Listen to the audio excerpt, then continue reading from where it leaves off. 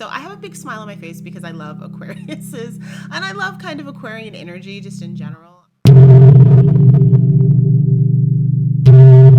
Aloha everybody and welcome to the Wild Wahine. This is Kaylani and this is your Astro Chat for the upcoming week. It's your astro forecast about what's going on planetarily so that you can use the energy and work with it in your life. Now, I was supposed to have shot this yesterday, but we had a rainstorm and my electricity went off for several hours, so I was not able to do it. So it's shot today, uploaded today, and it's still going to bring you all the yummy deliciousness that's happening this week. So no worries, you will have it. I do have these astro forecasts hopping up on the Instagram, Facebook, YouTube, and Twitter every Monday, and that's going to take you through your whole week. So let's jump right in because we have a lot of information. And we're going to start off with the sun moving into the sign of Aquarius. So I have a big smile on my face because I love Aquariuses and I love kind of Aquarian energy just in general. Aquarius is my opposite sign, as my sun sign is Leo.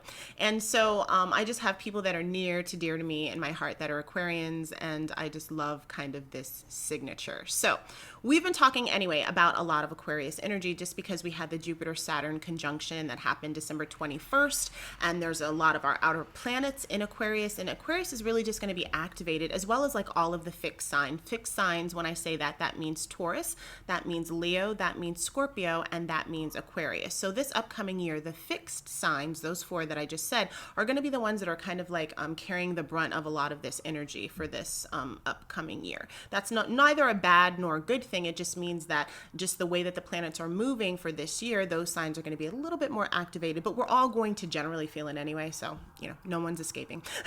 So with the sun moving into the sign of Aquarius, a couple of things to think about, or a couple of the things that might be happening to people in your life that are Aquarians. Aquarius is a fixed air sign. So fixed means stable. It means like the most quote unquote stable of the air signs. It's happening smack dab in the middle of the winter time.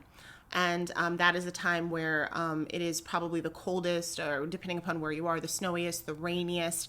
What's interesting about that, though, is the sun is actually staying out longer. So if you'll notice, if you're outside, if you're able to go outside, the sun is setting later and later. So the sun, the days are longer. So there is this quality to Aquarians that even though it's like right in the middle of, winter, which can kind of feel a little like drab, and we just kind of came out of Capricorn, which is ruled by Saturn. We also have Aquarius, which is ruled by Saturn. But the sun is staying in the sky longer and longer. So there's like this idealistic aspect, this hopeful aspect that, like change is coming, something's coming right on the horizon. And so you have that a lot when we're talking about this like Aquarian energy.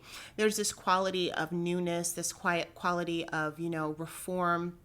There's a lot that has to do with what it means to be an individual. How do you act as an individual in your community? How do you take care of the community and care for the needs of the community while still maintaining your individuality, which is very Saturnian, in nature, making sure that you have like really good boundaries set up so that you can like, move forward and do what you need to do in your life. But at the same time, having heart enough to be able to look at the world and say, these are things that need improvement, and I have the ideas to fix them. Like I'm the person who can implement those things so they can kickstart off. Now I'm going to make a whole separate video just about Aquarius, actually really about every single sign. So I'm not going to go too deep into it here, but I just wanted to get you, give you a feel of, what's going on, since we're going to be in this energy from today, which is the 19th, all the way until February 18th. So some of the things, one little jokey thing about Aquarians they always say is that they like love groups or they love the community, but they hate individuals, which is not true. It's just like a joke, but this sense of like they have this enormous amount of love and heart for like, how am I going to, help society as a whole, or what can I do to be a better person in the world? But like interpersonally, they're like, my door is closed and I don't like want to see you every day. Like I need space, like I need some time. Stop being all up under my butt. Like that's kind of how it is. So it's interesting, but it's interesting because I think that whenever you do have individuals, people, or even just this sign that has that kind of broad thinking, like I have a heart for the whole world, sometimes it is hard for a lot of those interpersonal relationships. And maybe they don't have a lot of them, but they do have, they have a lot of them because they are kind of sort of the friendship sign. They pretty much get along with everybody, but there is like maybe only a few people that get all the way in. So if you're like in love with or getting close to an Aquarius, you might find find that it can be prickly or it can be a bit cold at times. And the best thing that you can do is to really give it a lot of space and know that, they will come back, because there is this love me, love me, love me, leave me alone, leave me alone, leave me alone kind of quality to it. They're known to be revolutionary, to be very like free thinking, a free thinking period of time, a time that's innovative, that's coming up with new ideas, very much like on the, just on the edge of the things that are new. It's like the person that comes out with the new style before it's a new style. And then people are like, wow, that's really cool. And then everybody follows suit. And by the time everybody follows suit, that kind of Aquarian energy has already moved to the next new thing. So they are like, have this association with the status quo, but not because they're keeping up the status quo, but because they keep shifting the status quo all of the time. So you'll find that, and we're going to see that kind of signature as we move on with what's happening with the rest of, this week and really the rest of this year, because so much of this energy, Aquarian energy, is going to be active in the next couple of years. We have Saturn, we have Jupiter in Aquarius, and then in 2024, Pluto, which usually sits in signs for about 20 years, is going to be sitting in Aquarius. And that's kind of what people talk about when they talk about the age of Aquarius. I'm not singing it. Not this time. So anyway, moving on to the 20th. Which is tomorrow, which is Inauguration Day for everybody that lives in the United States. So what are we looking forward to for that? Well, Mars is conjunct Uranus. And so Mars is our active planet. It's the planet of aggression. It's the planet that has a lot to do with like the military and police and athletes and people who exert a lot of energy or passion. Has to do with like sexuality and all of those kinds of things. Surgeons meeting up or conjoining with Aquarius, which is the surprise, which is the, neither good nor bad, but, something is shaking up. So we have this kind of like really impassioned energy conjoined with like this kind of wobbly, weird, like, anything can happen energy. And that can cook for something that is really catastrophic and crazy and terrible, or it could be a massive breakthrough for something that you've been working hard for. So a couple of things that can come up, because both of them are actually in the fixed sign of Taurus. So it seems like they're like sitting on this, like, like on this like stable earth place where so much kinetic things can happen. So you can have a lot of frustration whenever Mars is in a sign. Like whenever that, that you're going to be dealing with a certain amount of pent up energy or energy that's kind of like circulating through your body. So the real question is what are you going to do with all of the energy that you have? A lot of it comes and manifests as warrior energy that you see all of the time. We can kind of see that politically with what's happening in the world. And we might even see that in our everyday life of like standing up for ourselves, telling somebody how we feel, and just making sure that we're holding the line for what we want and how we want to do it. And with that being said, you have this Uranian quality, and Uranian energy is very like agent provocateur. If you've heard of that before, it's like a term that that they use, like anarchist, it's a person who like sets off the bomb or sets off, just kind of provokes something crazy and big that happens that really results in massive change. There's so many different ways when you really look at all the planets that you can create change. There's change that comes from structures breaking down.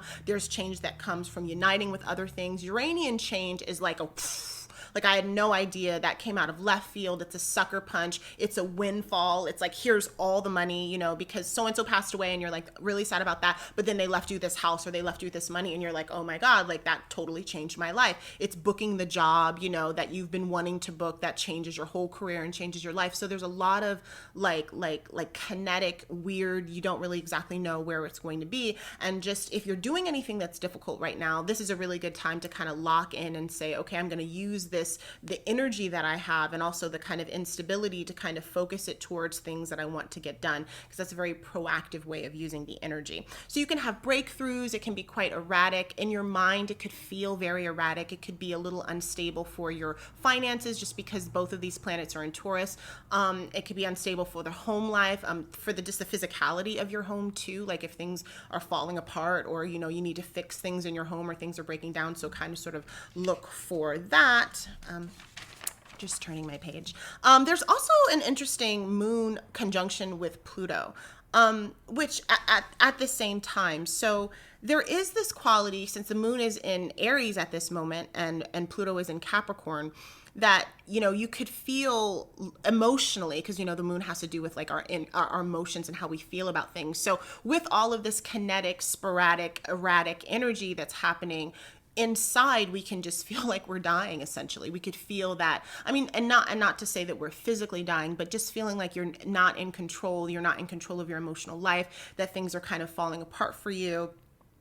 There also, whenever Pluto's involved, there's a lot of times a lot of secrets, a lot of hidden agendas, things that we don't see, things that are moving around and shifting in the dark, or secrets that want to be kept hidden. And with the moon and Pluto, there's a lot of like, let's just keep that hidden. Let's not come out with that. Let's maybe sweep that under the rug. So we can kind of sort of see that.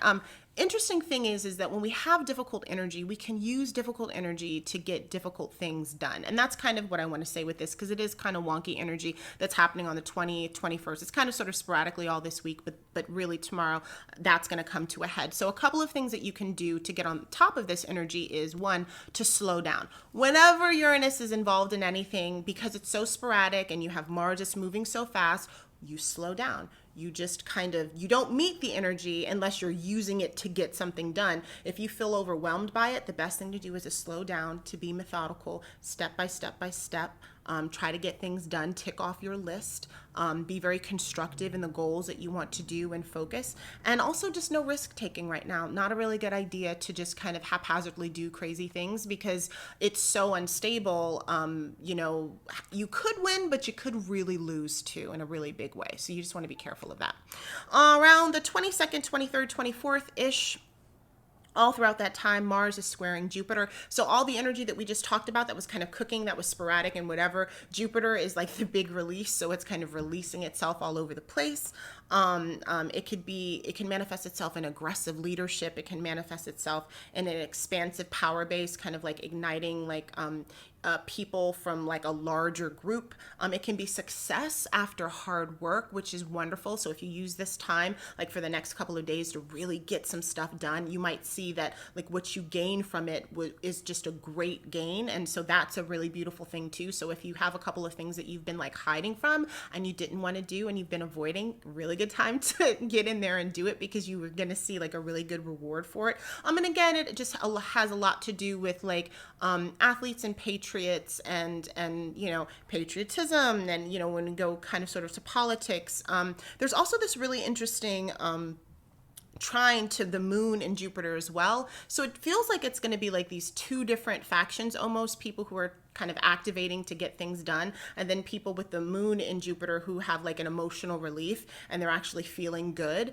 about like the situation, and they're finally able to kind of sort of let their hair down. And of course, like when I see these two signatures, it makes me think a lot of what the progress of this week is going to be, as there is a transition of power. And that was my last thing that I wanted to leave you guys with, which is the Sun conjunct Saturn, which is essentially, I believe, to be that transition of power. When we saw earlier that the Sun was conjunct Pluto, that was last week, and we started to see things kind of fall apart in terms of, at least when we're looking at like the election, like for Trump, that, obviously like Biden had it, he was, elected, and that all kind of sort of went through, and then we went through everything that we had to go through. But you really can see that like transition of power is happening. A lot of times whenever you see the Sun conjunct Pluto or square Pluto, the Sun conjunct Saturn or square Saturn, there is that like kind of passing off of the torch. A person is kind of come full circle from where they were before, and they're now transitioning the power into something else. So it could be that way, obviously, in what's going on in, our country right now, but there's also that too for you in your life. So if you're wrapping something up, something that you were working on, something that you were leading, now it's time for you to pass it along, and then possibly like move on to something else, move on to your new thing. It could also be giving you energy to step up into doing a new thing, but it definitely is bringing about a closure in something that you actually had some status in, like some sun energy in, because that's essentially what the Sun is. The Sun represents royalty and status and like being in a space. So, with that said, that's like our energy for this upcoming week. We have a lot of things going on. Thank you guys so much for tuning in. Again, my name is Kaylani. This is The Wild Wahine. If you guys have any questions, you can always DM me or email me, Kaylani at The Wild Wahine. You can find me on Facebook, Instagram, Twitter, and YouTube at The Wild Wahine. Thank you guys so much and have a beautiful and safe week. Aloha.